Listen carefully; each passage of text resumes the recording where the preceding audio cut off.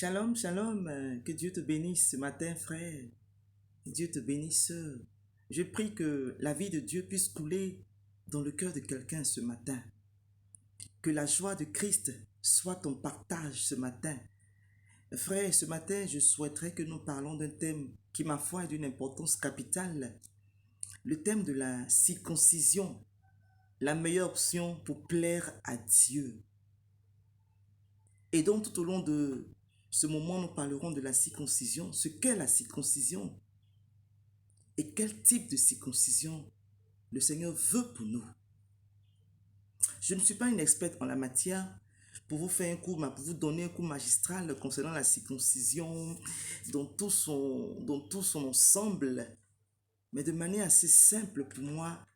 La circoncision, c'est une intervention chirurgicale facultative, c'est-à-dire qu'on peut la faire ou qu'on peut ne pas la faire, qui consiste à enlever la petite peau qui recouvre le sexe masculin, le bout du sexe masculin.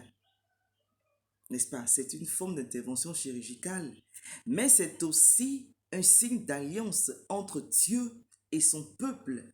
On s'en souvient bien. Lorsque le Seigneur s'est révélé au patriarche Abraham, il lui a demandé de se circoncire, lui et tous les gens de sa maison, parce que Dieu voulait contracter une alliance avec lui et avec Abraham. Et donc, la circoncision que Abraham a faite sur lui et sur toute sa descendance, c'est le fait d'enlever carrément cette petite partie de peau qui recouvrait le bout donc du sexe masculin.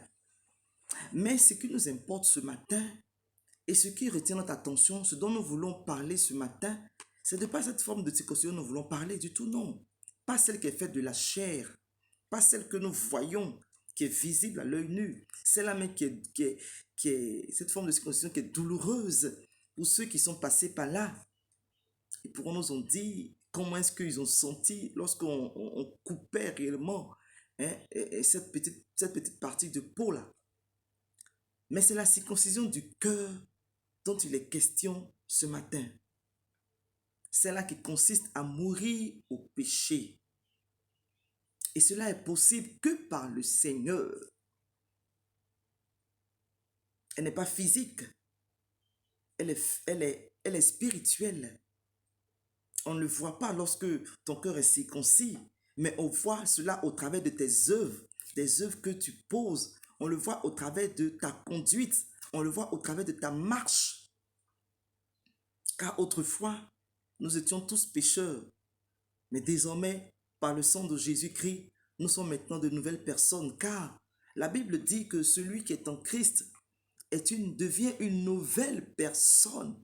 Et désormais, les choses anciennes sont passées. Quelles sont donc ces choses anciennes qui doivent passer et pour lesquelles nous devons mettre fin par la grâce du Seigneur?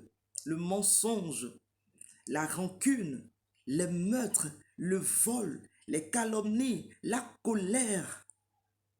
Ces vices qui nous empêchent réellement de voir la gloire de Dieu. Et Dieu veut opérer ce changement en nous. Mais à une seule condition, si tu le désires. C'est pour cela qu'il a donné ce verset-là à Moïse, de le dire à tout son peuple, dans le livre de Deutéronome 30, chapitre 30, le verset 6. Seigneur, merci pour ta parole qui est esprit et vie. Que toute la gloire, Seigneur, te revienne. Amen. Il est écrit ceci: L'Éternel, ton Dieu, circoncira ton cœur et le cœur de ta postérité, et tu aimeras l'Éternel de tout ton cœur et de toute ton âme, afin que tu vives. Voilà ce dont il est question, la circoncision du cœur. Dieu veut opérer en toi et en moi un changement, une transformation. Lorsque Dieu appelle quelqu'un à lui, il le change, il le transforme afin de le rendre bien pour sa gloire. Que cette personne puisse témoigner continuellement de la puissance de Dieu. Le Seigneur nous demande de déchirer nos cœurs et non nos vêtements.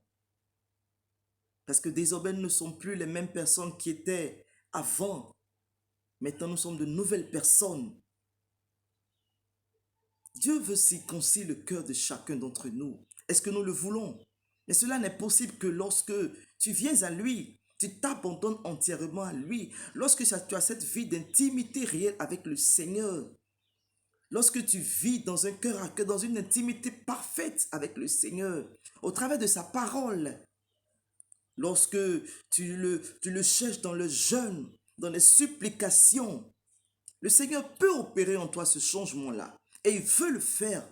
Parce qu'il désire que tu puisses vivre, toi et ta postérité.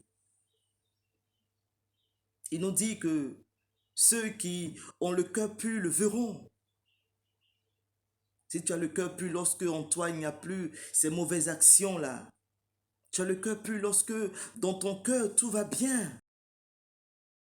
Hey, sœur, regarde dans ton cœur. Tu te connais toi-même, n'est-ce pas? Et tu sais ce qui t'empêche de voir la gloire de Dieu. Dieu veut opérer en toi un changement. Il veut opérer en toi un changement. Alors, il te dit, déchirons nos cœurs et non nos vêtements.